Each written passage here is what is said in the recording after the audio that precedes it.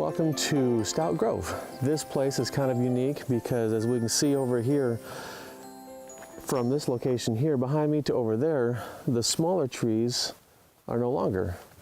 Basically what the situation is we have a little bit of a floodplain where some of the smaller trees are going to survive, but for the most part they just get washed away and the saplings don't make it. So we have just the big redwoods and we have the ferns, and it makes for a pretty neat location. This is in the Jedediah Smith State Park and National Park. So let's take a look and see what kind of pictures we can find here.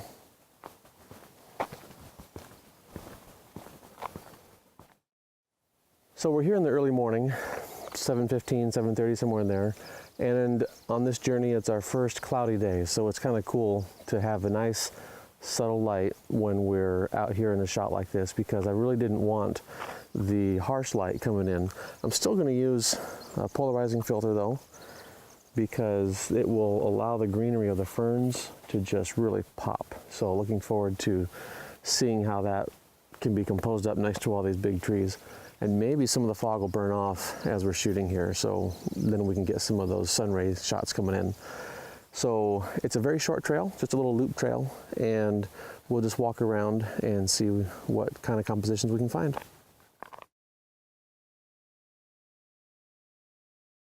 So I'm choosing to use a longer lens. Right now I'm at 70 millimeters with a polarizer, and I'm getting some isolated details. On this one I'm planning on doing a little bit of a vertical panoramic, so I can have a nice collection of the ferns in the bottom, but a little bit more elongated in the trunk of the tree.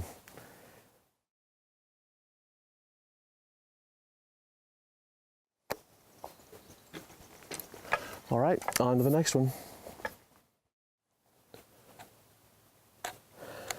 This shot is another vertical pano, but I have several different layers. I'm gonna have to work with some focus stacking.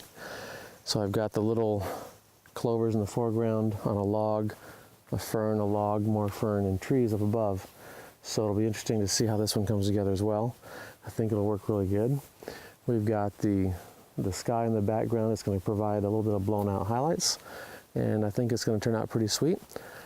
I'm still using the polarizer, of course. In addition to the leaves coming out really green, it's really helping the log have a nice natural color too. Looking really good.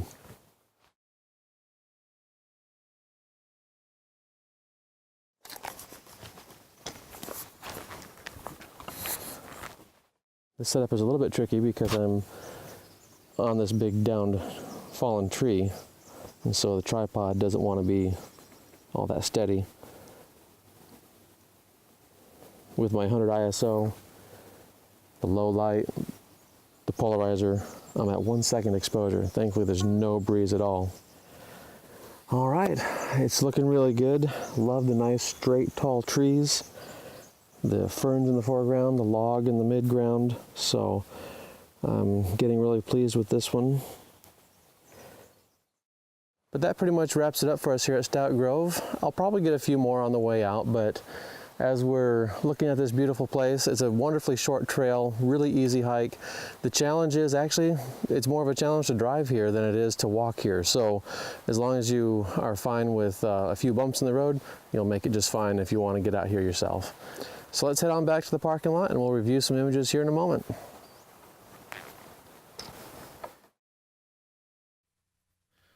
So I figured I'd do a little something different here and do a voiceover while the super speed is happening.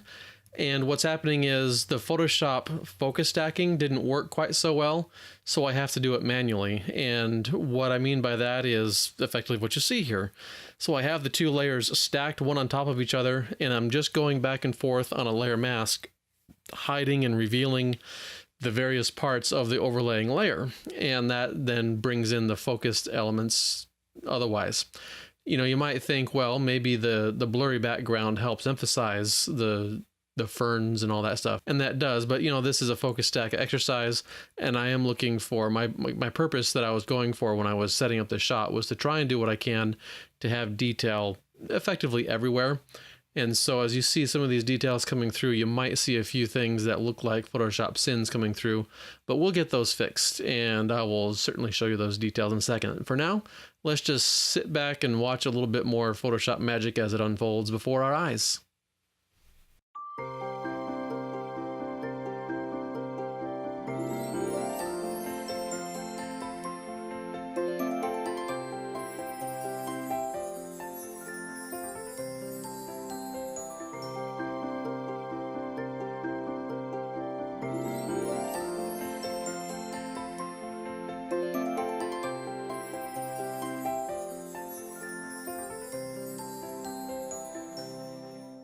I figured I'd better slow it down for a little bit and show you a little bit of what I'm fighting here, and that is this focus stack transition. So I've got the sharp version on top, as you can see in my layer here, and then as I bring it in, you can see I'm trying to do what I can to bring it into the edge of the leaf there, but in so doing, I'm getting some of the leaf underneath, if you want to call it that, where it's blurry. That's when it's out of focus, and this is more in focus. And so if I were to bring this back and I'll cancel out this, you can see that's way out of focus, but this is a focus stack, and I wanted to bring these parts in focus more so it doesn't look so odd. Otherwise, if this part were out of focus, it would look kind of odd. So let's do what we can to correct this. So what we do is we make sure that the sharp leaves are on top, and then we just have to do a little bit of surgery here. So I'm going to get on my clone stamp tool. All right, so you see I'm at about 66 opacity, and the reason for that is because if there's any chance that I can have it blend in with other things that are around it, I'm going to be okay with that. That might suggest that some of that green color is going to be left behind, and that is true. Some of it might be left behind, but it's a risk I'm willing to take. I think it's strong enough to kill that green color. You'll also notice you can take it to be aligned or not aligned. I was having it not aligned, but I was applying it a new target every time. So if it's not aligned, I could just apply this one target, and then as I go and I release the button, it resets. And why don't we just connect that up? And it resets every time to where it's drawing from or picking up from for its clone source.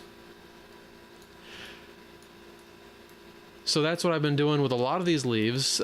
Certainly not every single portion is that bad. It's just on the ones that are hugely noticeable, I want to get rid of it so that I don't have these leaves with some kind of glow. And where I just changed that, modified that stick a little bit, since it's kind of sort of blurry anyway, I don't find that kind of modification is too upsetting to the eye. The average viewer isn't going to notice a blame thing about it. So let's kind of fix the coloration in this area here that kind of got out of whack. All right, let's get back to some high-speed stuff, but you'll see me doing that as I continue to finish up this focus stack.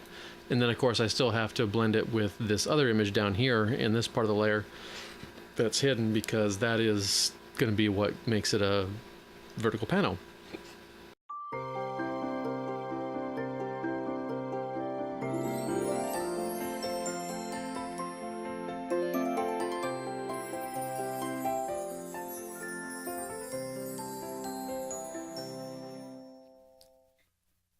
Alright, here we are in Lightroom taking a look at a few of these pictures, and I just figured I would start out with the one that I just had the high speed on, and here's that image. Let's go ahead and dump into Photoshop real quick, because there are a few things that I want to be able to show you about this image in Photoshop. So we'll go Edit in Photoshop.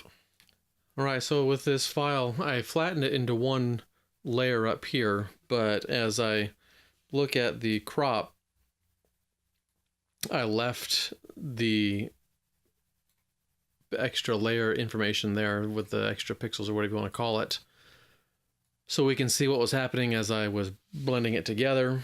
And so I'll extend that crop so we can see what all the extra info is, because I also have these two items still on their own separate layers in this group. So let's go take a look at this group. So here's this group, and you can see this is my layer mask over here. And that when I turn this off, you know, we have what happened there with how that's going. Now this is before I ran the alignment and all that other stuff for blending, so it certainly isn't perfect. So I'm gonna go ahead and turn that off, since that's just gonna look hideous when I zoom in. And so when I look here, if I were to say cancel out that mask, you can see all these different places beneath here. And let's bring it back. And so here it's back to sharp. Cancel out again. So we're just kind of enhancing the sharpness. Of course, if I were to do this, we'll probably be able to see in some of these areas, if we really looked at the detail, we would then be able to see probably where I copied from using that clone stamp tool. But as it is now, this isn't too bad. This is why I always keep a layered copy though, because if for some reason I find something like, if I were to print this out, that's really, for me, that's where the proof really comes out. If I messed up, then it's going to show in that print. I'll be able to come back to the original file and I'll be able to fix it, and I'll be happy then. Whereas if I don't do that, then, well, problems could ensue. So here's the final rendition. For instance, you know, these trees, once I get it in the print again, you know, I might look at it and say, you know what, I got to do something else with those trees. They might feel a little odd or something, because when you do a blend like this, there's going to be some distortions that are happening. So there's that image. I will close it without saving. And then one of these other images, I seem to do a lot of vertical panos on this shoot. This shot I'm particularly happy with because of, well, basically just how it came together. I really appreciated all the detail that was coming through in these areas, coming up through here. This was another manual approach though, because Photoshop's automated blend for focus just didn't work on this item here. So we're going to take a look at it real quick in Photoshop. So on this one, I actually had two files. So this edit 2 is my final piece, and then I decided I would have two files on this one, and then this particular file is the original. So there's something interesting I wanted to showcase here on this one, and that is, in order to get this transition to work right, because the automated system, you know, with Photoshop, there it had this log as blurry when I was showing this. Well, if we were to take a look at, what is it? That's that one. So you can see the transition that's happening here. And this was the file here. You can see how much higher this comes. That's because this file here, I actually just literally scooted down. So the original position was about like so, and then you're starting to see this ghosting because of that out of focus element. So I was just like, you know what? That's a fairly defined element. I can just go like this. No one's going to know the difference. And yay, it worked fine. So let's take a look though at something else that's going on here and how I even did this selection. So with this one here, this turned into this one here with that selection. There we go. And so how to get this selection, how did I do that? Well, Photoshop has a fairly decent tool. So what I did was, in order to select this area, I made a selection. So you go to select and you go to focus area. If I can find it, there it is. And it will make it'll make an analysis of the layer, and it'll look at it and say, okay, these are the items that are in focus, these are items that are out of focus, and then you can change the slider and whatnot. But this is where I started with. And so I then told it to do a new layer with layer mask. And that's what it spit out here when it did this. And then I went through with my Wacom tablet or my mouse, and then I just finished up the deal here along that edge. So that gave me a really nice selection edge, and it was able to discern fairly well those out of focus versus in focus regions and give me a nice transition. But again, I still had to fight with this transition, so that's where I just lowered the layer by about, I don't know, a quarter inch or so, and it was good to go. All right, so on this one, we're going to open both of these up in Photoshop. So this number 2, this is the final piece, and so you can see here, it's just a vertical pano, not really a huge deal. You might look at it and say, what's so special about this? Well, let us dive in and take a look. I left some extra space up there, not really a big deal. But this item here on this smart filter, notice how that comes in. So this portion here, this is how I originally shot this frame. So this is pretty much straight out of camera with a little bit of processing in Lightroom to get the colors right and so on. I did shoot this with a focus stack idea in mind, so I do have this exact same framing with this in focus. As I was doing post-production, I figured out, you know, I really do like this look better where I have the shallower depth of field, and let's go that route. So that's where I took this item and then I blurred it to match what we have going on here. And so I use this smart filter with the blur gallery. And so if I were to double click on this, we can see how this blur gallery works. And so it's on this layer, and I can just click and rotate around this, or we've got way up here in the corner, we've got the field blur item going, and I can just do the slider, I can type it in, whatever the case is. We've got different items for the blur as well, but this field blur just goes throughout the whole thing. Now you can see this transition here still, and of course that's going to be a problem, but that's where the blending effects goes into play. So let's cancel this out because I don't want to actually change that. So what I did then is I just rasterized this because right now those are not going to work. So I ended up having to rasterize this layer, and that is under Layer, Smart Objects, and Rasterize. Or you could just go Rasterize, Smart Objects. So Photoshop is really nice in giving us 2 or 3 ways always to do something. So anywho, we have that layer rasterized, which applies that filter, and then you can use the blend, the auto blend mode, and it looks really good. And here we go. And so I just, again, I matched that blur, and then I did a little magic over here to get rid of that little intrusive piece on the edge down over here. You know, that shouldn't be there. That's kind of annoying. So I just cloned it out.